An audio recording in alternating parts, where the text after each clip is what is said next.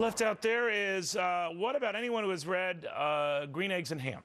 Is that a green job? Anyway, what does John Stossel make of this bureaucracy and what defines a green job or not?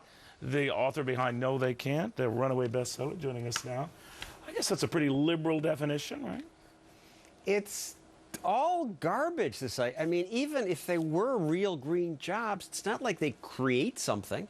Government has no money of its own. It just takes money from somebody else and gives it to the guy who fills up the bus, and they call that a green job. It's disgusting.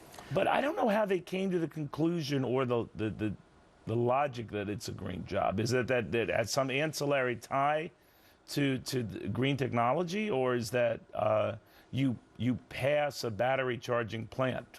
What does that mean? I don't know. I assume some bureaucrat says to the lower bureaucrat, you know, it looks good if we have a lot of green jobs. What can we call green jobs? And certainly a bus, that's a bunch of people in one bus. That's greener than everybody going to school in their car. That must be a green job. And the guy who painted the bus, that must be a green job. Well, by the way, Pam, if you can dig up the bus we saw yesterday, that would be a green job. That would be a green bus. But I'm curious. Obviously, you have to justify your existence and justify the money for this type of thing.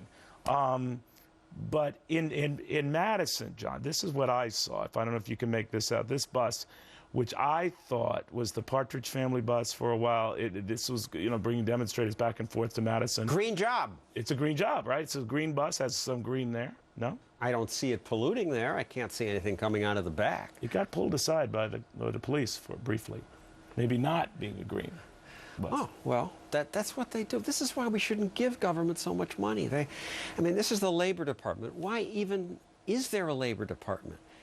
People labor without a department. They don't need a department to count all this stuff and to set up all kinds of rules that make it harder to create labor.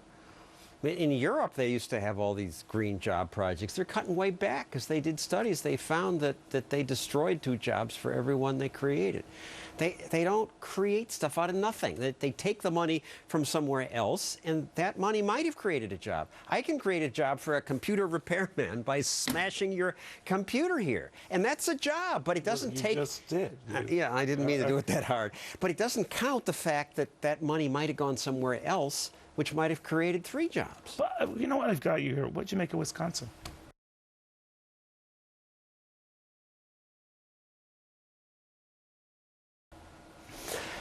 Well, I'm happy that the unions didn't win. The unions say they create jobs. They kill jobs. Their work rules prevent the innovation and the quick adaptation that the private sector does all the time when it's free to try stuff. And that kills jobs. It's why Toyota thrived and GM didn't. But Washington got the message. We've been reporting that they're planning a $50 billion transportation bill, maybe as soon as tomorrow, $6 billion, you know, college loan bill, whatever it's going to be, like a student aid bill. So it's not hitting Washington. Why? I don't know why. They never get the message. Their power depends on their doing more. Even when they know the American people are pretty loudly saying, stop. Well, I don't think all that loudly. The American people still say when they see a problem, why isn't my Congress acting on this? Thomas Jefferson said it's the natural progress of things for government to grow and liberty to yield. And that's what's happened. I think he had no idea it'd be this big. All right. Well, you're big. You know, you're in my local bookstore now. All right. In New Jersey, I'll leave the town out because obviously people will want to rush there because I'm there.